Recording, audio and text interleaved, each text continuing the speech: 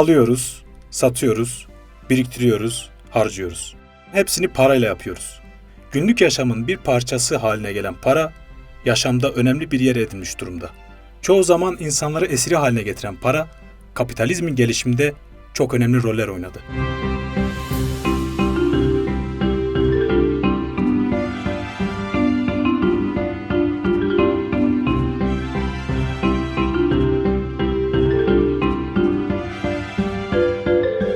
Çoğumuz Napolyon'un o meşhur sözü olan para, para, para vurgusuyla biliriz parayı. Daha doğrusu bu haliyle daha bir güncellik kazanmıştır ve birçok filme konu olmuştur. İyi at iyi araba para işi kardeş.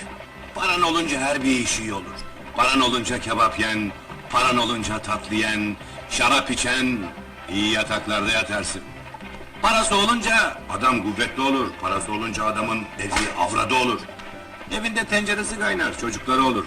Paran olmadı mı iyi de, dünyada senden kötüsü senden pisi yoktur. Her yerden kovarlar seni. Fakirin yüzü soğuktur. Niye soğuktur Cabbar kardeş? Parası yoktur da ondan.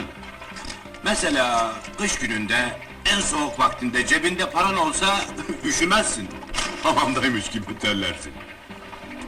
Ama ve lakin para olmadı mı yaz gününde üşürsün. Neden? Çünkü para adamı sıcak tutar. Sıcak.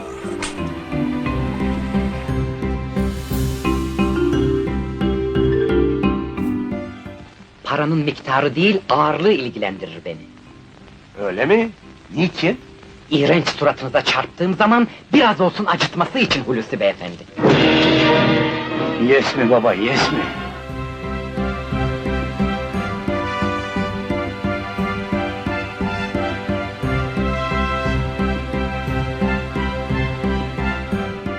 Lidyalıların bulduğu ve bugünün dünyasını şekillendiren en önemli araçlardan biri olan para, yaşamımıza nedenli etki ediyor herkesin malumu.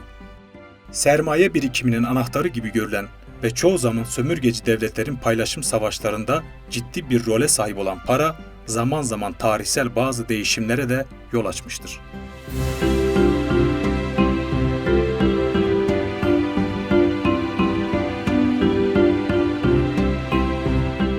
Dünden bugüne programında bu hafta paranın tarihçesinden günümüze kadar etki alanı, insanlar üzerinde yarattığı etkiler, sistemlerin para ihtiyacı, kapitalizmin parasal hareketleri, günümüzdeki kullanım biçimlerini ele alacağız.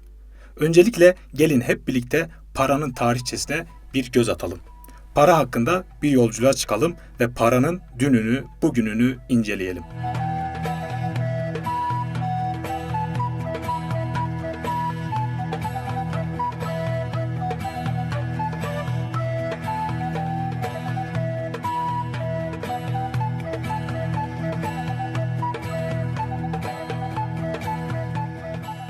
Para icat edilmeden önce deniz kabuğundan kıymetli metallere kadar çeşitli mallar değişim aracı olarak kullanılmıştır. Para toplumların yaşamında ilk kez meta olarak ortaya çıktı.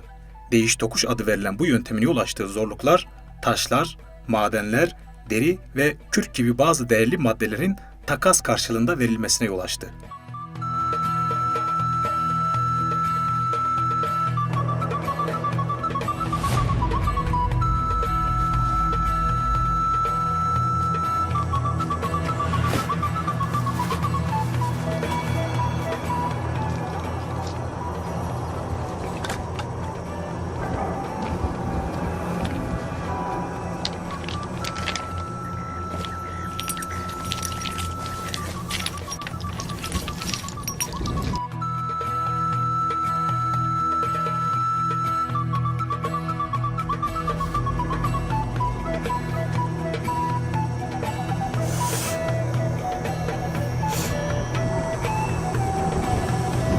May taze. Silahları iyi.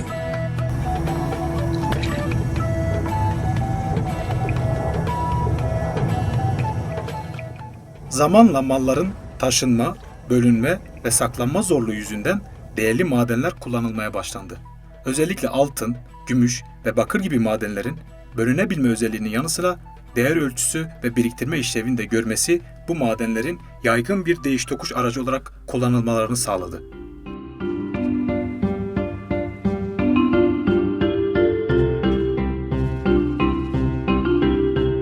Para her ne kadar ticareti kolaylaştırmak için araç olarak ortaya çıkmışsa da zamanla uğruna savaşların olduğu, ganimet için talanın yapıldığı bir amaç haline geldi. Nitekim günümüze kadar milyonlarca insan para uğruna savaşlarda öldürüldü.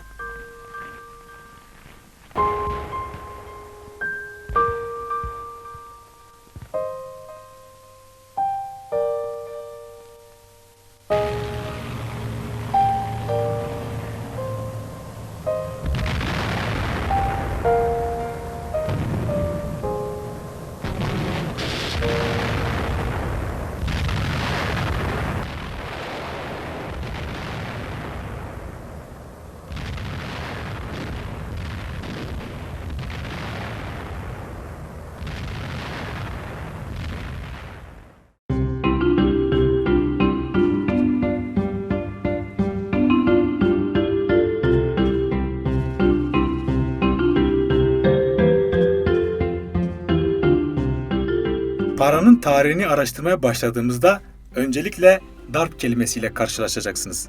Tarihteki ilk para darp yöntemiyle basıldı. Bu nedenle şu an var olan para basma yerlerine verilen isim de darphane. Peki darp yöntemi nedir? Milattan önce 7. yüzyılda Anadolu'da bir uygarlık olan Lidyalılar bir kalıp üstüne konan madeni pula hareketli bir üst kalıp yerleştirmişlerdir. Bu kalıba da çekiç ile vurarak darp yöntemiyle tarihin ilk parasını basmışlar. Aynı yüzyılda Yunanistan'da gümüş para basılmaya başlandı. İlk paranın icadından sonra paranın zaferler için anı olarak basıldığı bir dönem başladı. Eski Yunan'da Perslere karşı kazanılan zaferin anısına M.Ö. 479 yılında ilk hatıra parası basıldı.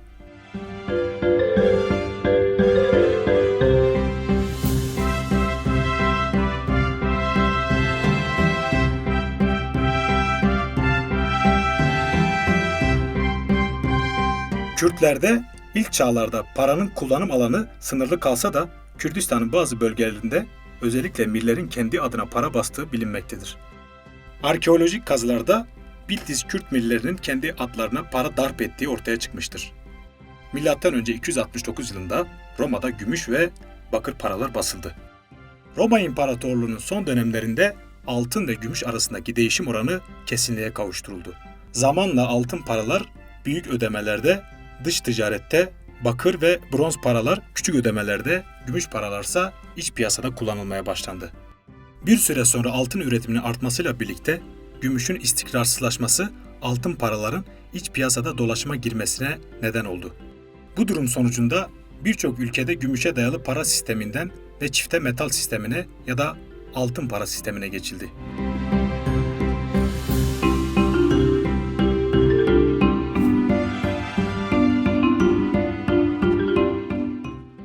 İlk kağıt para aslında senet olarak ortaya çıktı. Değerli madenleri korumakta olan sarrafların bu madenlerin sahiplerine verdikleri güven ve makbuzları vardı. Bu makbuzları elinde bulunduran, makbuzun üzerinde belirtilen tutarda altın ve gümüş külçesi almaktaydı. Sonrasında bu senetler kağıt paralara dönüştü. Tarihi kayıtlara göre M.Ö. 118 yılında Çinliler deri para kullanmışlardır. İlk kağıt paranın ise milattan sonra 806 yılında yine Çin'de ortaya çıktığını görüyoruz. Bu paralar 1279 yılına kadar geçerliliğini korudu. Batı'da kağıt paraların basılması ve kullanılması 17. yüzyılın sonlarına rastlamaktadır. Avrupa kıtasında ise ilk olarak 1661 yılında İsveç'te basılmıştır. Daha sonra ise 1690'lı yıllarda Amerika Birleşik Devletleri'nde, İngiltere'de ise kuyumcular tarafından basıldığı ve dolaşıma çıkarıldığı biliniyor. 1694 yılında İngiliz Merkez Bankası ve daha sonra diğer ülke merkez bankalarının kurulması ile de paranın yaygınlaştığını söyleyebiliriz.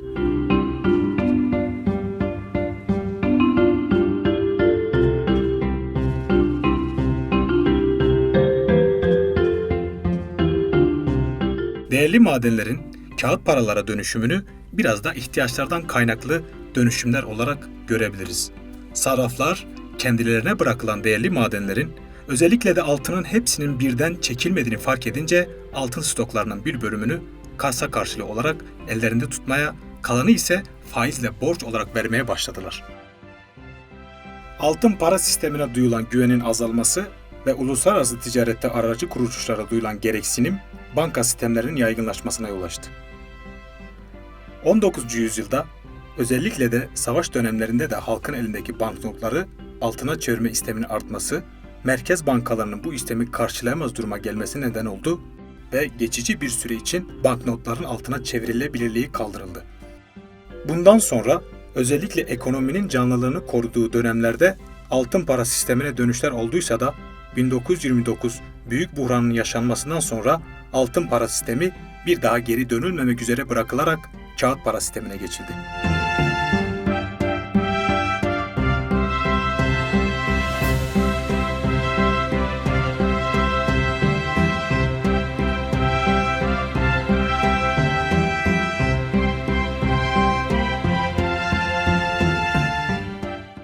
Bankacılığın önemli ülkelerinden biri olan İngiltere, ilk bankaya da ev sahipliği yaptı. İskoç mucit John Shepherd Barron, Barclays isimli banka için 1967'de Kuzey Londra'da dünyanın ilk gerçek ATM'sini inşa etti. Paranın gelişimini tamamlamasıyla birlikte kredi kartı da ortaya çıktı.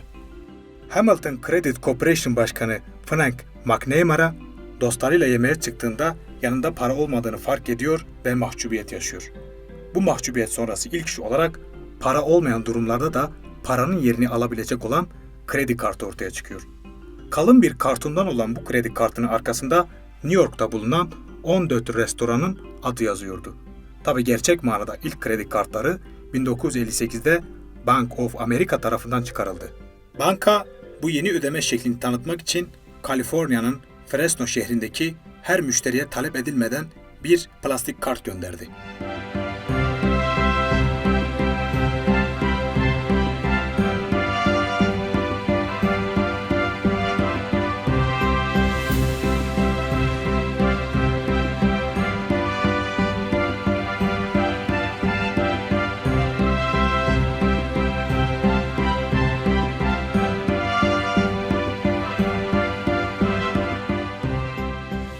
Günümüze gelene kadar para, bin yılları bulan bir serüvenle, çeşitli değişimlerle çağları geride bırakarak ancak kendi değerinden taviz vermeyen bir olgu olarak varlığını korudu.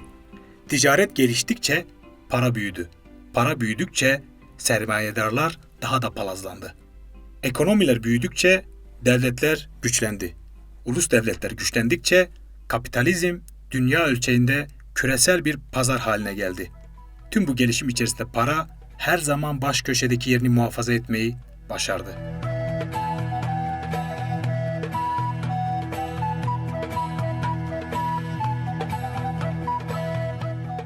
Para, gezegenimizde vazgeçilmezliğini daha kalıcı kılarken, insanlık da paraya daha da sarılır oldu. Bu ikili arasında oluşan sistem ise, beraberinde büyük sorunlar, dünyamız için telafisi olmayan enkazlar yığını oluşturdu. Tarihsel serüveni içinde her ne kadar sunduğu artılar olsa da, terazide hep ağır basan, sebep olduğu olumsuzluklarla zihinlerimizdeki yerini aldı. Ve artık teknolojinin gelişimi ile günümüz dünyasında para kendisini bizlere hiç göstermeden sanal dünyada varlığını sürdürmeye devam ediyor.